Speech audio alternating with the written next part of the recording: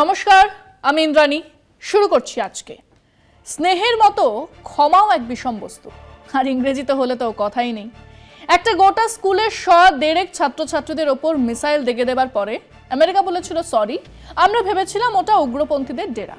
অতএব আর কোনো প্রশ্ন নয়, কারণ সবাই জানেন ক্ষমা পরম ধর্ম। আসলে এই ক্ষমা ব্যাপারটাকে বহু ধর্মেই বহুভাবে ব্যাখ্যা করা হয়েছে। শ্রীকৃষ্ণ তো এই ব্যাপারে একেবারে মাপকাঠি দিয়ে রেখেছেন।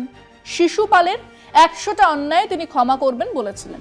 তারপর থেকে আমরা তো গুনিনি, কিন্তু শ্রীকৃষ্ণ গুনেছিলেন। গুনে গুনে 100টা অন্যায়কে ক্ষমা করে দেবার পরে 101 নম্বরে ঘেঁচা, হ্যাঁ, সুদর্শন চক্র দিয়ে মাথাটা কেটে ফেললেন। ওদিকে অসুর রাজা বালি তার ঠাকুরদা প্রহ্লাদকে জিজ্ঞেস করছেন, ক্ষমা কি পরম ধর্ম? বিষ্ণু ভক্ত প্রহ্লাদ বলছেন, যদি তুমি খুব সহজেই ক্ষমা করে দাও তাহলে মানুষ তোমাকে হালকাভাবে নিতে শুরু করবে। খুব সহজেই ক্ষমা করার বিপদের মধ্যে রয়েছে তোমার নিজের লোক, তোমার শত্রু এবং সাধারণ মানুষের তোমাকে সম্মান না করা। ওদিকে তুলসী দাস তার রামচরিতমানসে লিখছেন, যে অপরাধ করে এবং তারপর ভান করে যে সে অজান্তেই এটা করেছে, তাকে সর্বদা শাস্তি দিন। এমন একটি ছোট অপরাধেরও কঠোর শাস্তি হওয়া উচিত। তো ক্ষমা নিয়ে এত কথা বলছি কেন? কথা উঠেছে কারণ এই বঙ্গের বিজেপির সভাপতি আবারও ক্ষমা চেয়েছেন। প্রথমে চটি ছুঁড়ে মেরেছেন, তারপর ক্ষমা চেয়েছেন। সেটাই বিষয় আজকে। জুতো মেরে গরু দান, চটি ছুঁড়ে ক্ষমা। বিরোধীরা সরকারের সমালোচনা করবে, সরকারের কোনো সিদ্ধান্তের প্রতিবাদ করতে পারে, তা নিয়ে শাসক ও বিরোধীদের সংঘাত হবে। বিধানসভা অধিবেশনে দুপক্ষের জন্য সময় নির্ধারিত থাকে, সেখানে বিতর্কের সুযোগ থাকে। বিরোধীরা সংখ্যালঘু হলেও তার কথা বলার অধিকার রয়েছে। আবার বাইরেও পথে ঘাটেও প্রতিবাদ করে জনমত গঠনের অধিকারও রয়েছে সব রাজনৈতিক শিবিরে। এটাই সংসদীয় গণতন্ত্র। কিন্তু রাজ্য বিজেপি সভাপতি তথা কেন্দ্রীয় প্রতিমন্ত্রী সুকান্ত মজুমদার রাজ্যে গণতন্ত্রের সুযোগ নিয়ে যেভাবে বিক্ষোভের নামে পুলিশের দিকে তাক করে চটি ছুঁড়েছেন, তা নিয়ে স্বাভাবিক কারণেই বিতর্ক দেখা দিয়েছে। ঘটনাচক্রে সংশ্লিষ্ট পুলিশ আধিকারিক শিখ সম্প্রদায়ভুক্ত, তার পাগড়িতে লাগায় কড়া প্রতিক্রিয়া হয়েছে শিখ মহলে। বিতর্কের চাপের মুখে ক্ষমা চেয়েছেন সুকান্ত। কৃতকর্মের জন্য ক্ষমা চেয়ে নিলেও বিতর্কে ছেদ পড়ছে না। তার কারণ বিজেপি সভাপতি সুকান্ত এর আগেও একাধিকবার ক্ষমা চেয়েছেন, কিন্তু সংশোধনের কোনো লক্ষণ দেখা যাচ্ছে না ওই বিজেপি নেতার আচার আচরণে। মোদিজির জুতো সম্ভবত ইটালি থেকে আসে, তার দাম জানা নেই, জানার ইচ্ছেও নেই। আমাদের এই বঙ্গের বিরোধী দলনেতা স্নিকার পরেন, তার 7-8 হাজারের তো বটেই। বিধান রায় থেকে জ্যোতিবাবু থেকে বুদ্ধ ভট্টাচার্য পামশু পড়তেন। জ্যোতিবাবুর পামশুতে চেষ্টা করলে মুখ দেখা যেত। সিদ্ধার্থ শঙ্কর রায়ের অজস্র জুতো ছিল। টেনিস খেলার সময় ধুতি পাঞ্জাবি পরে ক্রিকেটের মাঠে পুরো দস্তুর সাহেবি পোশাকে সিদ্ধার্থবাবুর জুতোর কালেকশন ছিল দেখার মতো। সমস্যা হলো মমতা বন্দ্যোপাধ্যায়কে নিয়ে। হাওয়াই চটি পরেন, নীল সাদা হাওয়াই চটি। এহেন এক সৃষ্টি ছাড়া চটি নিয়ে সিপিএম থেকে বিজেপি ভারী বিপদে। তাদের এক চলতি বিরোধিতার লাভস হলো চটি চাটা, মানে পামশু চাটা বা স্নিকার চাটা বা হাঁসপাপির চপ্পল চাটা হলেও চলবে, চটি চাটাতে ওনাদের আপত্তি। কংগ্রেসে নিয়ে তেমন সরব নয়, কারণ এদেশে মাত্র আরেকজন রাজনৈতিক নেতাকেই আমি প্রকাশ্যেই হাওয়াই চটি পড়তে দেখেছি, তিনি হলেন রাহুল গান্ধী। তো যাই হোক, আমরা সিপিএম বিজেপির ভোট ভাগাভাগির ঐক্যের মতোই এই চটি বিরোধিতার ঐক্য তো দেখেছি। এবার সেই বিরোধিতার মধ্যেই বঙ্গ বিজেপি দুদুভাতু সভাপতি সুকান্ত মজুমদার সেই প্রতীকী হাওয়াই চটি ছুঁড়ে দিলেন এবং শিখ সম্প্রদায়ের এক পুলিশ কর্মীর মাথায় হাওয়াই চটির কাটআউট ছুঁড়ে স্বাভাবিক কারণেই বিপাকে সুকান্ত মজুমদার। বিভিন্ন মহল থেকে সমালোচনার ঝড় উঠেছে, আইনি প্যাচেও পড়েছেন। প্রথমে রাজনৈতিক চক্রান্ত বলে এড়িয়ে যাওয়ার একটা চেষ্টা করেছিলেন, তারপর সে ছবি ভাইরাল, শিখ সমাজের বিক্ষোভ, অবশেষে চাপের মুখে ক্ষমা চাইতে বাধ্য হলেন বিজেপির রাজ্য সভাপতি সুকান্ত মজুমদার। মঙ্গলবার এক্স হ্যান্ডেলে সুকান্ত লেখেন, উত্তেজনার বশে তিনি ওই ঘটনা ঘটান। উত্তেজনা? কিসের উত্তেজনায় তিনি হাতে প্রতীকী হাওয়াই চটি নিয়ে বিক্ষোভ সমাবেশে গিয়েছিলেন?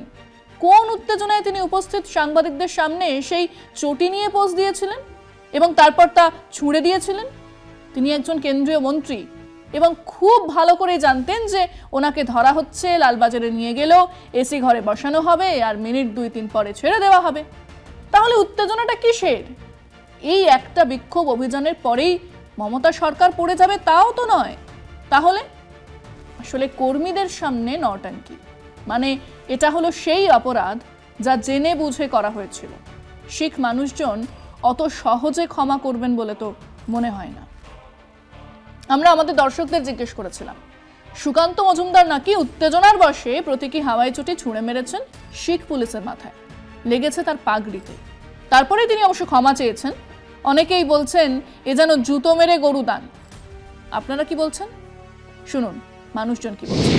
পশ্চিমবঙ্গে যখন সব মিলেমিশে সব জাতীয় ধর্মের লোক মিলেমিশে থাকছি, তাহলে একটা সম্প্রদায়ের উপরে এইভাবে নিন্দনীয় চপ্পল ছাড়া ফেলা, এটা খুবই নিন্দনীয়। জুতোটা ছুটতেই কে বলেছিল আর ক্ষমাই বা চাইতে বলেছিল? এরা অন্যায় করে স্বীকার করে না, এদের স্বভাবটাই তো এরকম।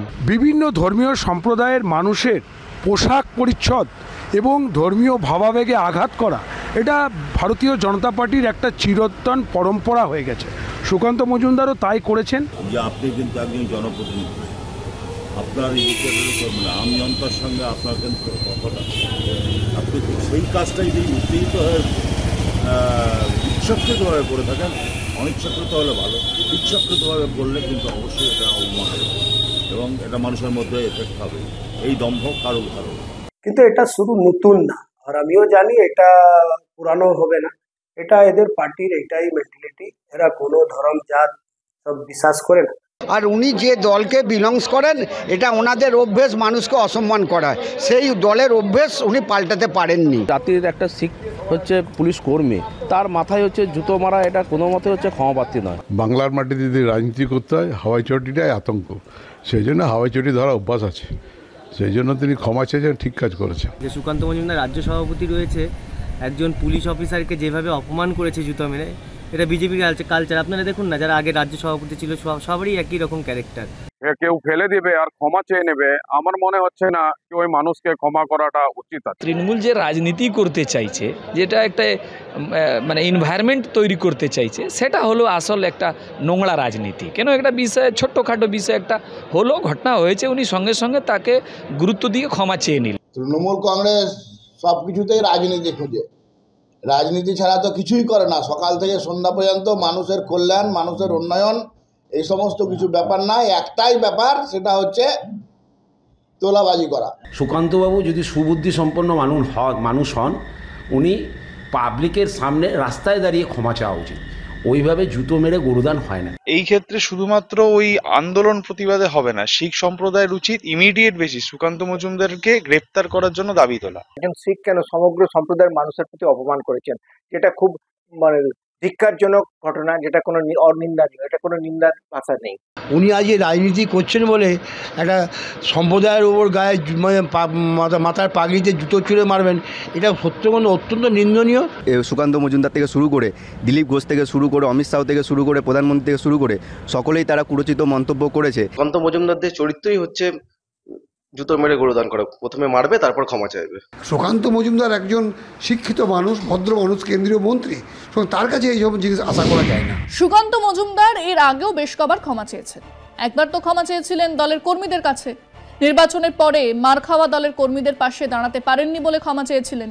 এর আগেও তিনি আলটপকা মন্তব্য করেছিলেন, যার জন্য ওনার কাছ থেকে ক্ষমা দাবি করেছিলেন তৃণমূলের নেতা সমেত অনেকে। তিনি বলেছিলেন, পরে গীতা আগে খেলা গোছের বামপন্থী কথাবার্তা আমরা সহ্য করব না। ওনার অধ্যাপক জীবনে হয়তো বিবেকানন্দ পড়া হয়ে ওঠেনি। হিন্দু শাস্ত্র পড়েছেন? মনে তো হয় না। হিন্দু শাস্ত্রে বলা আছে, শরীর মাদ্যং খলু ধর্ম সাধনাম, মানে শরীর আগে, ধর্ম সাধনা তারপরে। বিবেকানন্দ বলেছিলেন, গীতা পড়ার আগে শরীর গঠন করো, ফুটবল খেলো। এসব চর্চা সুকান্ত মজুমদারের নেই। আর পড়াশোনা না করার জন্য, এক এক্সট্রা 2AB খুঁজে পাবার জন্য কেউ কোনোদিন ক্ষমা চেয়েছেন বলে তো আমার জানা নেই। আজকে এই পর্যন্তই। দেখতে থাকুন কলকাতা টিভি, রাত দিন 7 দিন।